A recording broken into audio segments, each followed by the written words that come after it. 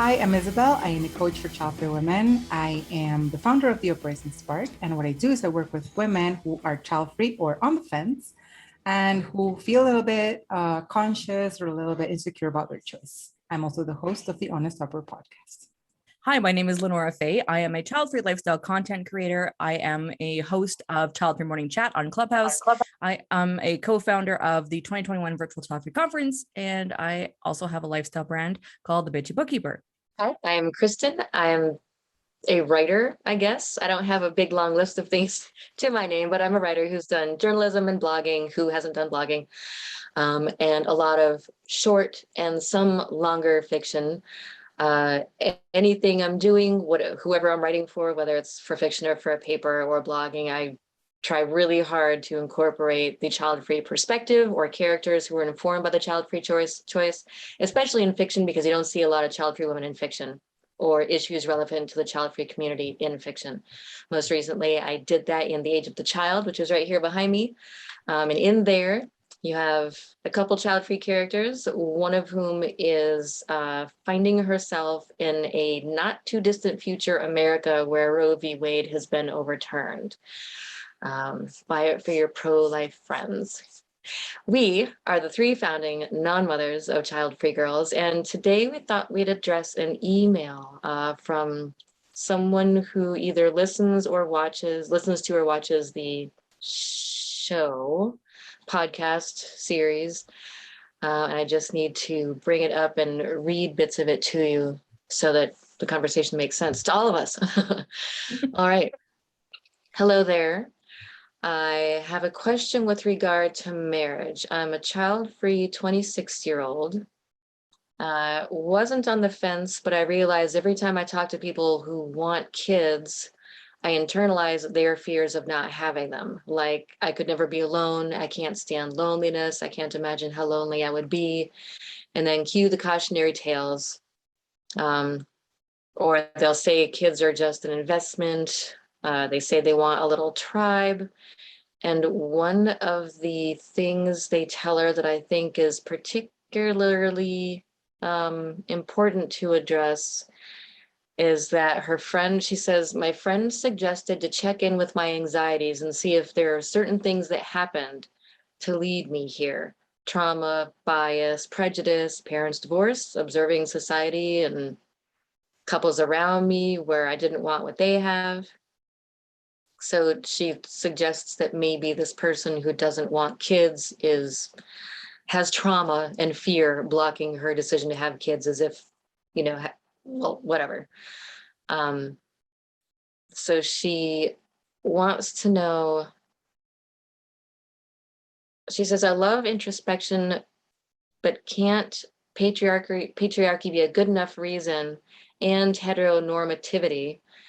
And maybe you just don't want that life for yourself, and fear you'll have to compromise way more than average to make it work, traumas aside. I mean, it seems there's just a lot going on, like a lot of things being thrown at her and a lot of things that are making her doubt her own instincts, I guess. So she's like, what do you like? How would you, someone, and I'm sure that happens to a lot of people. They're told, well, you should look into your childhood, or you should look into, what happened, basically who hurt you, like what happened to make you not want this life? And then how do you tell someone what do you say to someone about that? Especially to pinpoint that it's one of her friends saying this to her, right? Like wanting one of her friends, someone that she confides in, I'm assuming, wants, and that's, for me, that's super annoying because part of friendship is to support, even you might not always agree, and that's fine. Friendship doesn't mean you're agreeing 100%, but to me it just sounds like the friend is coming from a place of, what, you don't want to have kids? How is that possible? It just, to me, it just screams that there's no other option in her or their brain, that not everybody wants to have kids, and that's good enough without having to investigate further. I mean, if you want to, sure. If you feel that, but it doesn't sound like in the person that emailed us, it doesn't sound like that's the case for her. Like, she just doesn't want to have children. But when you're someone close to you that you trust is coming at you with these, oh, dig a little deeper, find out why, then the whole, like you said, doubt and questioning and going, maybe there's something wrong with me. I think that's unfair. I think it's really unfair. I totally agree with it being unfair. I think, it makes me think about how people try to not explain exactly, but to, what's the word? There's a specific word for this and I can't think of it right now, but Justify? Exactly. Other people's behaviors and what other people do, but it's usually when people are doing bad things or things that are wrong as per societal norms, right? So, oh, I don't know, this guy at high school is doing drugs. Oh, the poor thing. Yes, but his parents, he comes from a broken home or blah, blah, blah. It's like they want to find an explanation for everything that is deemed as negative in people's lives. And for the positive, I think it also applies, but in a different way. It's like, oh, this person's very successful. How did he do it? I really want to follow the steps. I want to do the same thing with my life. Connotation is completely different though. And in this case, it feels like her friend is judging her as if being child-free is a bad thing, right? It's like, oh, you don't trust men, you should check and remember if maybe you were abused as a child. Oh, you don't want children, you should it's not comparable. You know what I mean? I know I'm bringing a very extreme example of something that I have heard people say as well in terms of trusting men. That's a whole different conversation. But what I'm trying to say is, it's like, oh my God, there must be something wrong with you. Something must have happened to you that explains that you aren't able to live like a normal human being. And that just pisses me off because being child-free doesn't mean that you're abnormal. I might have the same question of someone who doesn't trust men. Like, why? What happened? What did a man do to you? It's like people don't trust dogs if they're bitten by a dog or something. But then I guess it could also be seeing a lot of things in the world that are done by men, and that could lead you to not trust men. Just like seeing what it's like to have a kid makes you maybe not want kids. But then again, there's also the instinctive, just don't want to. Like anything else, you just don't want to do. But I think it's, I don't know, there's nothing worse than doubting. There are obviously worse things. I hate it when I say that.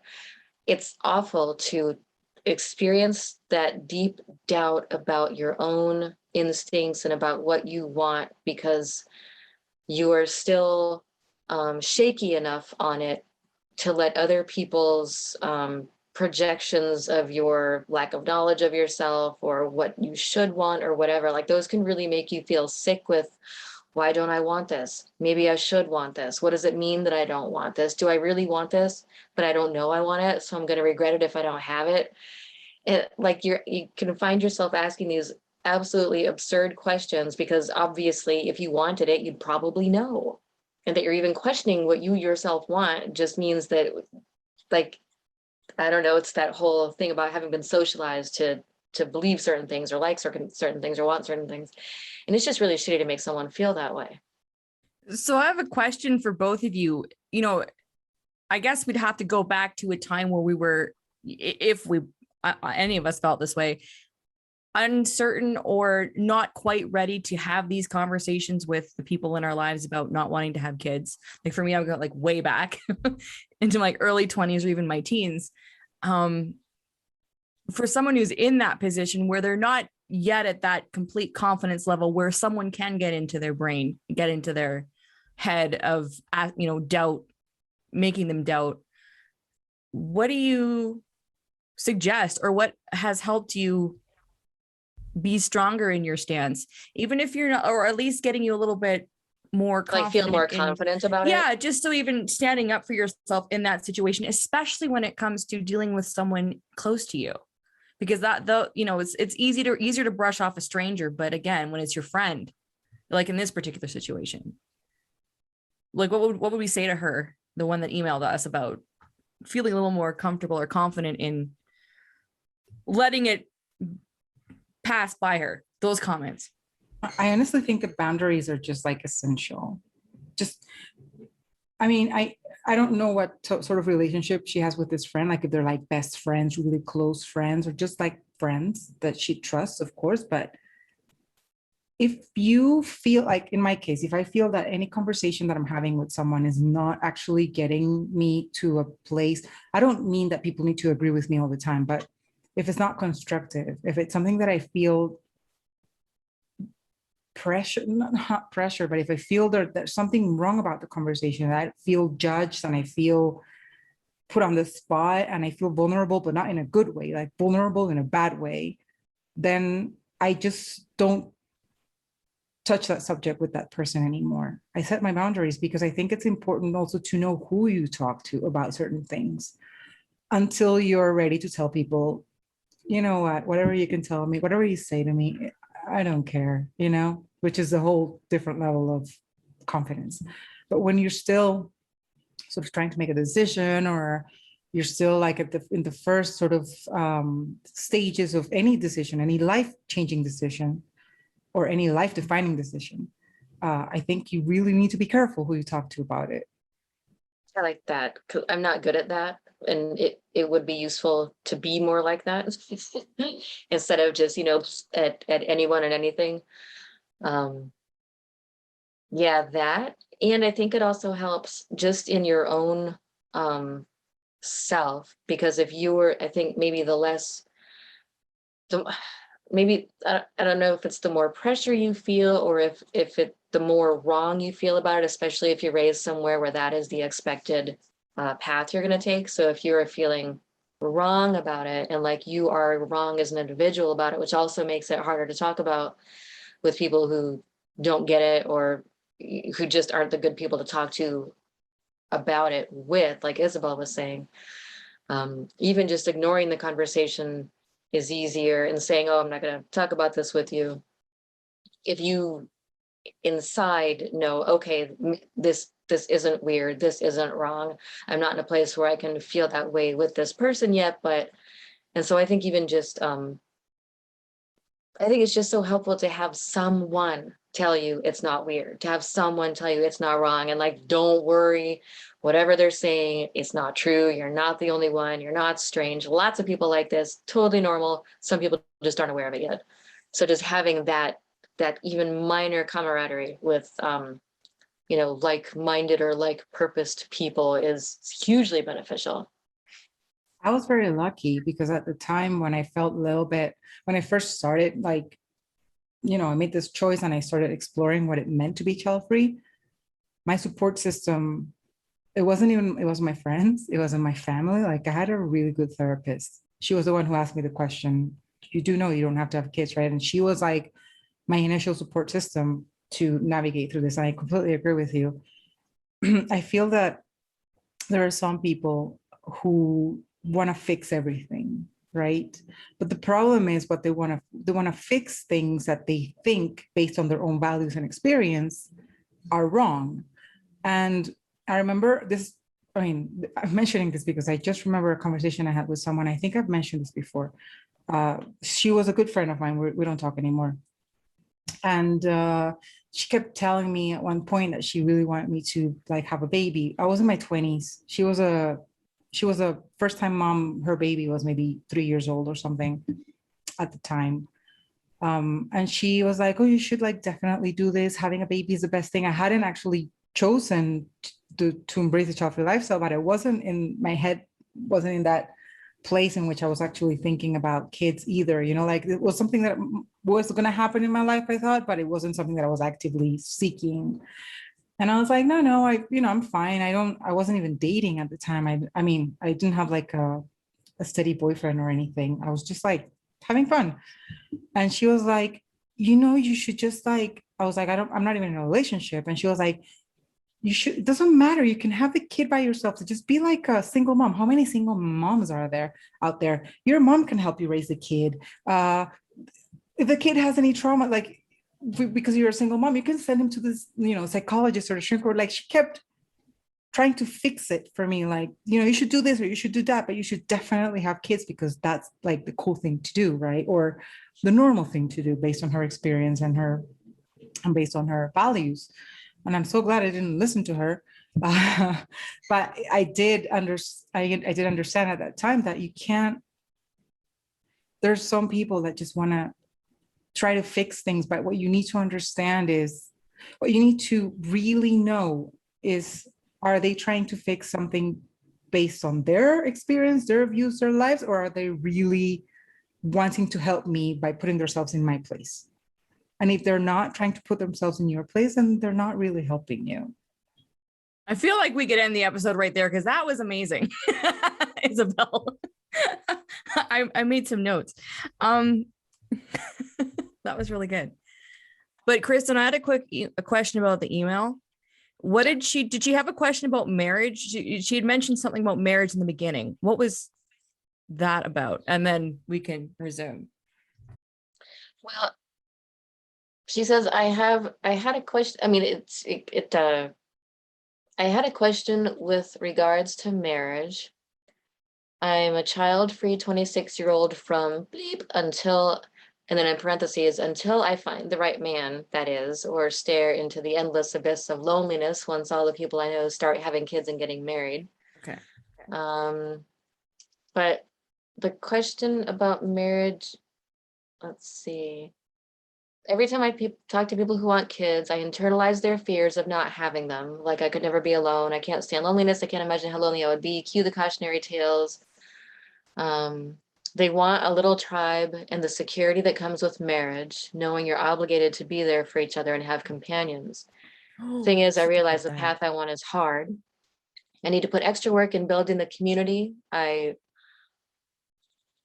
won't birth and sort out important details for when I'm not able-bodied. Okay, I won't birth, I guess, and maybe she wants a we'll community. sort out. She wants a community she won't birth. She wants to make a community that she won't birth. So I'm going to so she's taken care of when she's able-bodied, when she's not able-bodied anymore. And she said, well, loneliness is a part of the human experience. Sometimes kids are not. I get the investment part. I'm just not willing to make it unless I take it down like a bitter medicine and just get over it. As for marriage, I am a queer and poly person of color living in a tight-knit community where one is illegal and punishable and the other is a taboo or plain old cheating. I don't fancy a traditional marriage. Yeah, transformed wife. Even the modern day remakes. My friends suggest, and then we go into the anxieties and like, what hurt you and your kids to make you this way, or in your childhood? Okay. There's actually a lot of other things to comment on that email in there. Yeah, so she doesn't even want to get married. I think she's feeling like she should get married and should have kids. There's like this whole life that people are assigning to her. She does mention that she doesn't want to feel lonely, like she's afraid of loneliness. And right. And she also says that's a part of life, whether you have kids or not, which is true. Yeah, but I guess the loneliness part is something that she associates more with getting married than actually having children. Like as a reason to get married, to combat loneliness. But again, this always makes me wonder, because we see, again, the romanticized versions of children and marriages, but as we all know, there's loneliness in all of that. You know, like that narrative of you have to find somebody, because talking about friends, I've had friends that said that to me more than about the kids thing. It's like, you should find somebody, or you should find somebody soon, or whatever. And I'm thinking, getting up there. But why? I mean, sure, if it happens naturally and it just progresses that way, fine. But why should I find somebody? You know, because they feel like they would freak out if they didn't have somebody. Well, and that's just it. Exactly what Isabel said earlier. I mean, and I like that point. Are your friends actually trying to help you, legit help you based on what you need, or are they like exactly what Isabel said? Because it's such a good point. And I almost want to talk about that a little more, because that makes me question a lot of people that have been in my life, maybe not so much now, but that makes a lot of sense why some people would have prescribed certain solutions to me on other experiences in my past where I'm like, well, wait a sec, that's not fitting to me at all. So why should I do that? Because yes, you may have done that yourself and it worked or didn't work or whatever, but that doesn't work. So for me, how do we support our friends, or how can we, is this where we ask our friends? Like, okay, based on her specific scenario, her friend is saying, well, you should look and investigate as to why you don't want to have children. That might help you make a decision to have kids. Is this where the woman that wrote our email, or the person that wrote the email to us, says to the friend, well, this is not what I need. I need you to support me this way, and say how she would like that support.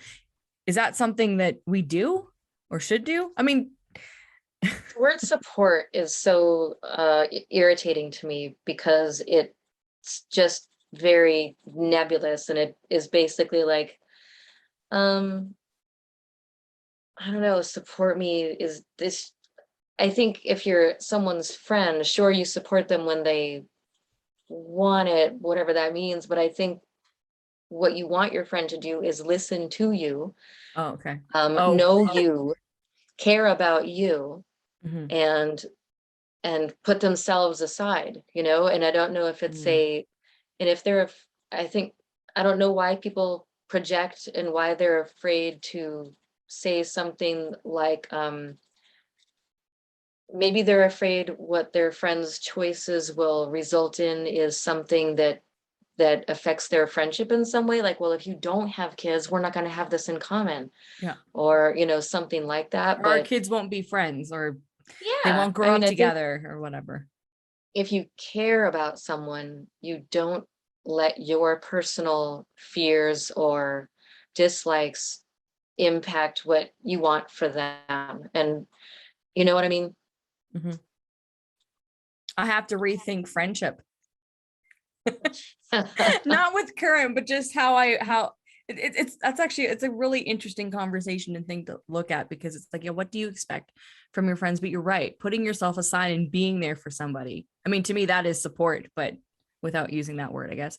I mean, I guess it just, the reason I don't like support is because I feel like people take the easy way out and think it just means, yes, I'm still walking with you, I'm still here for you. But I think it's more than that, it's trying to guide them in a way that is selfless, and to ask them what they want, and then try to encourage them to get that thing they want because they want it and that would make them happy, especially without any concern for how that'll affect you.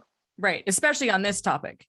Yeah. Because I feel, just thinking back to my own personal experiences, and it's very, very limited as far as friends telling me to have kids, but I guess it's like that other person letting go of the expectation they would have had.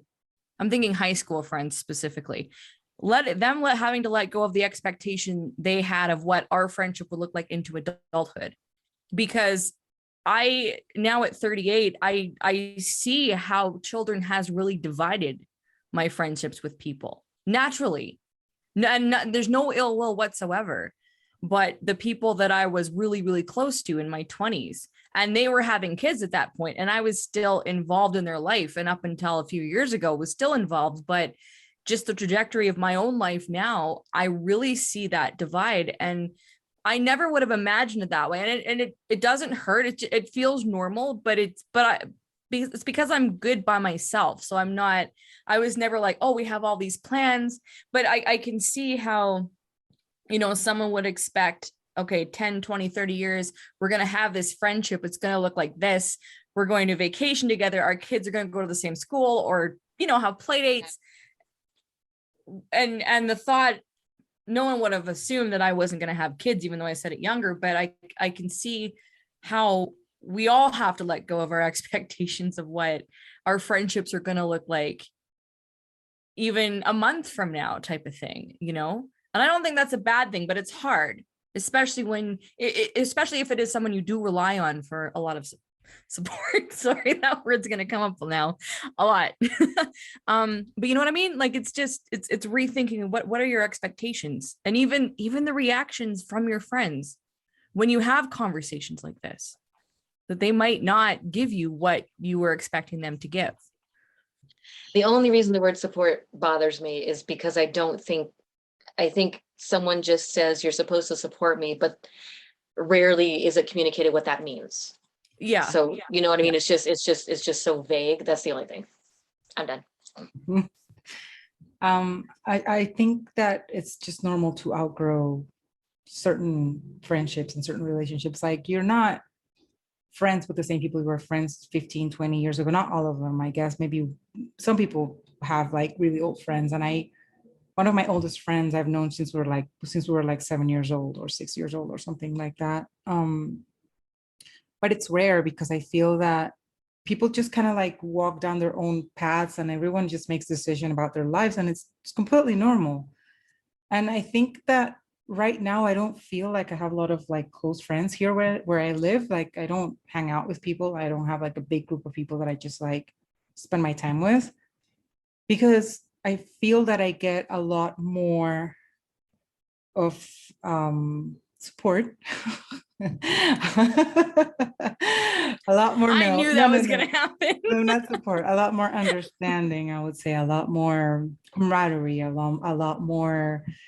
Just I feel a lot better with people, my people, and my people being Childfree people, and Childfree people are here. They're online.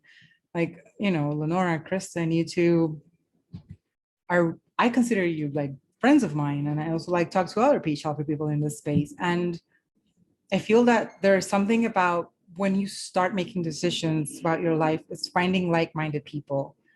It helps a lot to also get over the hurdle of this person doesn't understand me. This person doesn't really see things from my point of view, because they will understand, especially decisions like this one. And then you can share other different things with them. I feel that honestly, I know that it hurts sometimes to let go of friends, but sometimes it's something that you have to do. It's something that is just you have to do, because I can't stand being judged by anyone. Like it drives me insane. And I feel that I know that maybe this is not their intention. I'm not saying that they're doing it consciously, but I feel that sometimes when people are trying to like fix your problems instead of just listening to you, they're judging you. And I'm not saying this as, like I said, I don't think they do it all the time, thinking about, oh, I'm going to judge Isabel because she's doing this wrong. They're trying to, sometimes they're genuinely want you to be happy, and what happiness means to them, then they think maybe that will mean happiness to you as well. It's not always the case. And I don't like feeling judged. So sometimes it's hard. And you can also tell your friends, like I've had conversations with people and tell them, you know what you're saying to me right now makes me feel that you are not listening to me. It makes me feel that you're not really there for me. What I'm trying to tell you is a completely different thing, and you're going like off a tangent, and it's not being helpful. And I love you, but this is really not helping me. There's no shame on telling that to anyone either. I think we are so bad, as in, I'm going to say all human beings, but especially women, we're so bad at like voicing our needs. So bad. Because we are, especially my culture and like similar cultures to Latin American culture, we're brought up to serve everyone around us. So our parents, our friends, and then our partners, and then our kids, and we're always serving people. So we're really bad at voicing our needs. But I think we need to be a little bit more assertive in that sense.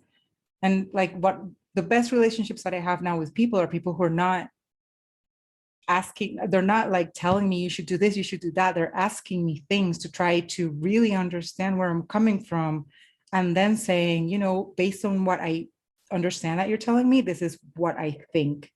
But it's never about you should do this or you should try that. Like, no, that's really not helpful at all. I agree. That's all I have to say. Yeah, there's something about being seen. There's whether it's a friendship or a romantic relationship, there's a tendency to like you'll have men who are in relationships with women who see them first as women, and not as, Lenora, not as Isabel. They are like, well, you are a woman, therefore, instead of dealing with you in your very unique sense. Just like they're friends who will maybe see you as their friend and their sounding board, and they're something, like you are there for them. And so they maybe don't think about being there for you as much, or seeing who you really are beyond the friend they need. You know what I mean? It's the people who see you and who like what they don't have to like everything they see. I mean, nobody likes everything about everybody, but someone who really sees you and knows you, pays attention to what you're saying, is what, I mean, obviously no one's perfect. Someone's going to get it wrong. There are going to be misunderstandings, but they care enough to really try to listen and figure out what it is you want and what's important to you. Mm-hmm. I feel this applies so much to the legacy friendships, because again, that's something that I've been struggling with the last couple of years, as just letting go of certain people that have been in my life for a long time, just because I realize that the conversations, the interactions are no longer what I need, or I'm not getting what I need from them. And that's okay. That's totally okay. Doesn't make it easy. And that's something that personally struggle with, because I keep going back to, oh, well, I see them as my friend that I've had for so long, and we've had good times together, and we've had great conversations in the past and all these sort of things. But like, what is it now? It's the feeling guilty if I miss someone's birthday or whatever. Like, I'm like, wait, this is not a friendship anymore. This is becoming an obligation, because they're pinpointing out things that really don't matter, when the moments that I have needed support. It's just, I told you this is going to happen. This is gonna keep No, on it's happening. it's not an absolute thing. I don't like, it's not like you're saying cunt or something. I just tainted. I'd rather use that word. It's tainted. It's totally tainted this whole episode. I didn't mean to taint it. It's a perfectly fine word. I'm not blaming you. I just find it funny, because now that's just going to naturally come up when I've needed something, when I've needed, to have a specific conversation, or if I've needed, so let me say it this, if I needed certain energy, these legacy friendships are no longer where I'm turning to for that anymore, and so where am I going to give my energy to when I'm wanting to offer that back to somebody, or when, like, it takes a moment for me to reconcile, like, these are not my people anymore. I mean, it's not that we won't ever talk again, or we won't reconnect somewhere down the road, but it is a struggle. And to be honest, a lot of it has to do with they have kids and I don't. And that's never been forefront in the discussion as to, but it's just, that's how life goes. They're busy with kid things and raising children, and I'm not. And so timelines are different and all these sort of things. And it's never been a discussion. Like, we've never had to sit down and talk about it, but that's just how things go. And it doesn't slow down as their kids get older. It actually gets worse. That's what I've discovered. And that's okay. I'm okay. It's just one of those things that we do tend to go through as child-free people. And, this conversation that was presented to us is no different. It's just one of those many things we have to navigate through when we choose to not have kids. And I don't think child-free people should be too tempted to take that as a cross they get to bear, though, either, because these friendships, even people who have kids, like Isabel was saying earlier, and we do as child-free people have to deal with that. Like, certain friends will go and have kids, and so their priorities become being with other mothers and talking about kids stuff, and there's a lot less you have in common, so there is going to be a sort of splitting off sometimes. Yeah, but it's not like it's too much different from friends getting out of high school and someone goes off to college and someone stays in the hometown, or someone becomes a doctor and someone becomes an anti-masker. Yeah.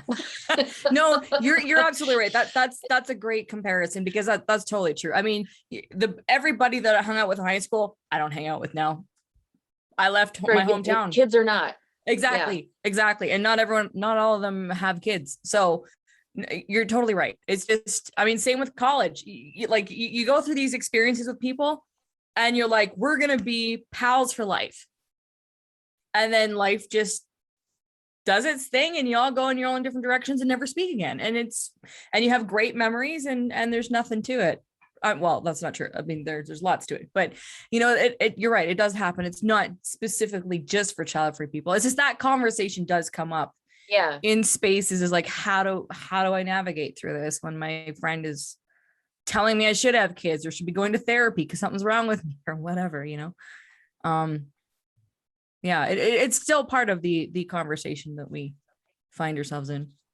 And I wish child-free people also wouldn't, just like you don't know if you're going to be friends with someone forever, you don't know that, depending, because there are really good close friendships.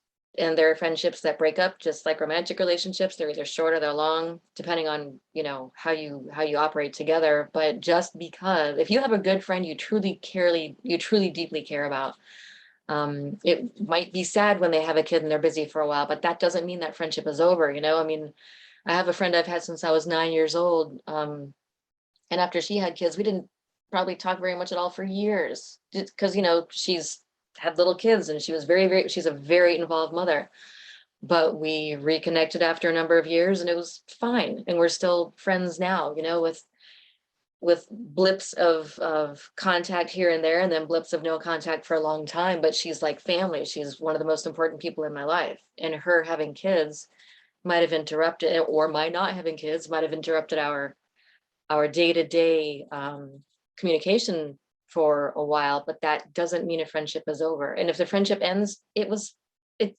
ended, it was supposed to end anyway. It didn't have whatever it is that makes it last. Kids or no kids.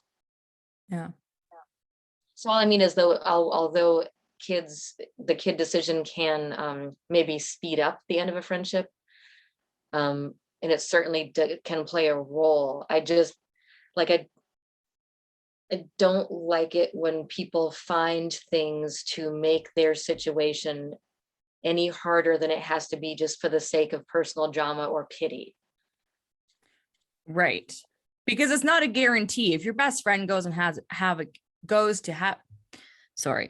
if your best friend goes and has a child, that does not guarantee anything that the friendship's over, or there's no guarantees for anything. Just because your friend remains child-free with you does not guarantee that the friendship is going to last either, So, and I've said this before, like for me, the biggest hurdle that I faced personally was when my brother had children, because he and I had plans to travel and we were really close, and, he was 19. So and we never talked about either of us having children. That was just, I already knew that I wasn't going to have kids, but I had never thought about my brother being a dad, and he's very involved now, and thankfully he does have kids, because one of them helped me out the first week after broken ankle surgery. So it does come, kids do come in handy when they're not yours.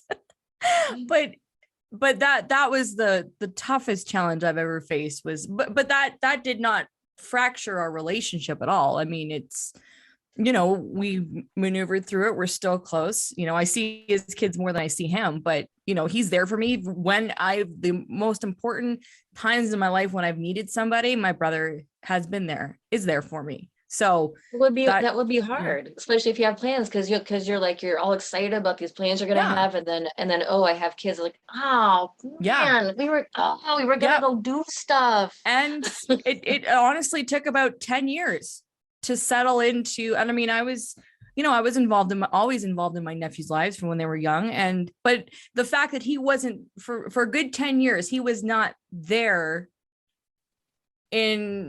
we were there for each other, but he went through so much as with his experience as a parent. So, it was tough to watch him go through what he went through. It was also tough for me to not have that support system from him that I normally had or had relied on, because we had just gone through our mother's death and that experience as well too. And then suddenly he was going to be a dad, and he, now has his kids full time. But after that rough patch, got through it, our relationship was still good through that. But now, I mean, he's exactly the kind of support system I would want from a sibling. Like he's he's helped me out through this last couple weeks, just with everything. So, and he has kids and he's got them full time. So that also is an example that doesn't mean that the relationship is lost, whether it's a friend or, a sibling or whatever. They'll if it's that kind of strong relationship, it will survive children somehow. And sometimes those kids will come in handy when you break your ankle and you need a butler. So silver linings. Well, that is it for this episode. Thank you for watching or listening. If you want to get in touch with us, you can reach us at childfreegirls@gmail.com. And if you want to check out our redesigned website, you can also find us at childfreegirls.com, where you could find us before, but now we look cooler. We do look cooler. And we're all over social media. You can find us at Childfree Girls on Instagram, on Facebook, on Twitter. We've restarted TikTok. We're also on Reddit at Childfree Girls. And of course, you can find us on Amazon. Our book, Childfree Girls, Comfort Food for Thought, available in paperback and on Kindle. And if you are on the Clubhouse app, which is an audio chat app, we host rooms 7 days a week, live audio conversation. Find us Childfree Club. Search, it's free. You can download the app. You don't need an invite anymore. iPhone, Android, wherever. Download it. Search for Childfree Club. Request to join the club, and we will let you in if you're child free. And our question for you today is, do you feel completely supported by your friends on your choice, or do you have some friends who are not very supportive? And if you could tell us about it, we would love to hear it. You can leave your comments down here, or you can send us an email to the email address that Kristen mentioned 2 minutes ago. We are looking forward to seeing all your answers. And don't forget to please subscribe to our YouTube channel. That will really help us out. And of course, if you're listening to this on the podcast, head over to the Childfree Girls YouTube channel, hit subscribe, and thank you. Thank you. Thank you. See ya. Bye. Bye. No, you say bye. No, you say bye. Oh my God, I'm leaving. You leave first. I'm going. Bye. Bye.